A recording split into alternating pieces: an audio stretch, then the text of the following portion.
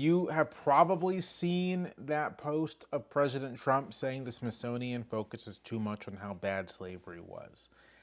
And that's obviously a crazy thing to say, right?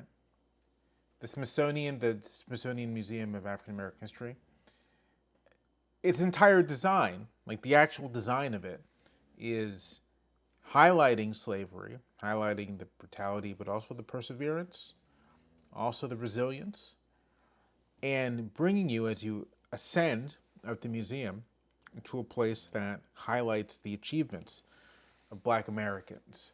So the notion that the Smithsonian, any of the Smithsonians, but especially the Museum of African American History, the idea that it's all just a sob fest is not the case. But one thing I want to say is that I don't think American history education actually talks that much about how bad slavery was.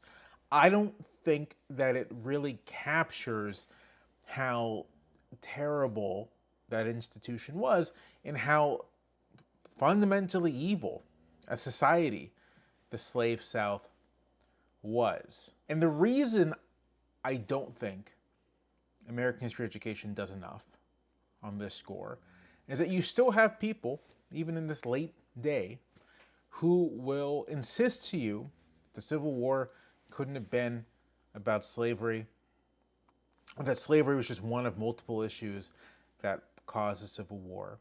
And I think it's only something you can say if you don't have an appreciation for how terrible slavery was. And when you have an appreciation for how people of the time became enraged by its depravity, so enraged that they were willing to commit to a brutal and bloody war to end it. And I know the war did not begin as a crusade against slavery, but it very quickly became one. And you only have to read the testimony, the letters of Union soldiers to see this. The Civil War begins to make so much more sense as an event in American history if you understand how brutal slavery was. And the fact that we still argue about the causes of the war, I think is an indication that people don't know enough about how terrible American slavery was, how it really was a world historical evil.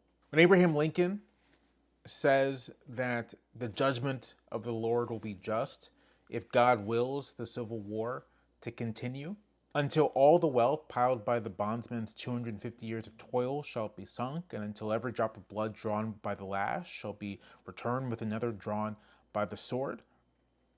When Lincoln says that, says that the Lord's judgments will be just if that happens, he wasn't just being rhetorical. That was serious.